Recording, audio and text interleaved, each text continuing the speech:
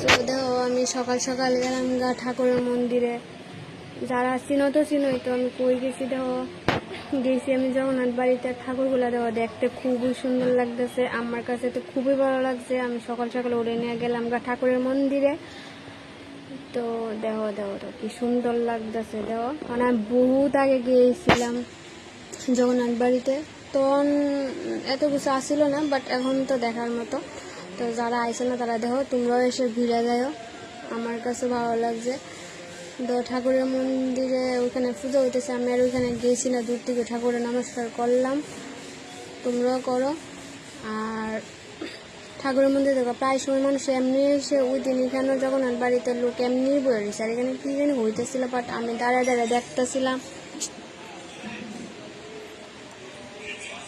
পুকুরের মধ্যে অনেক মাছ আছিল, বাট এটা ভিডিও করছি না। খুবই সুন্দর লাগতেছিল আমার কাছে। তারপরে আমি রোডে গেলাম, গিয়া দিঘিতে ইস্কন মন্দির থেকে একটা কীর্তন বাড়িছে, মেয়েরা সাইডের উপরে নাচ করতেছিল, খুবই সুন্দর লাগতেছে। তো আমি ভাবলাম না দাঁড়াই একটু দেখি, তো তোমরাও দেখো।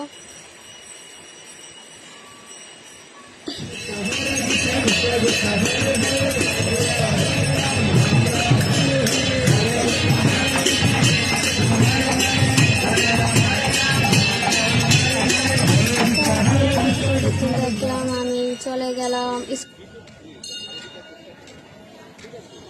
দক্ষিণায়ন বাড়িতে গেছি। তো স্বাভাবিক ঠাকুরের মন্দিরে যেতে গেলে কোনো উপলক্ষ লাগে না, এমনি যাওয়ান যায়। তো আমিও গেলাম গা ওইখানে, তো প্রচুর মানুষ হয়েছে লক্ষ্মীনারায়ণ ঠাকুর বাড়িতে।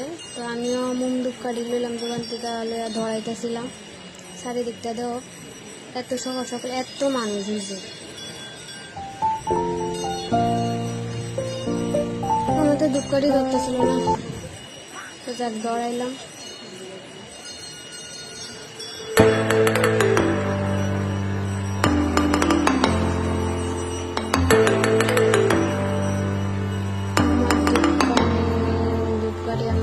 শেষ হয়ে গেছে গা, তো আমি বাইরে জুতো করে বাইরে করতেছি, চল ভিতর দিকে যাবো। তো ঠাকুরের মন্দিরের ভিতরে আমি যাইতেছি, দেখো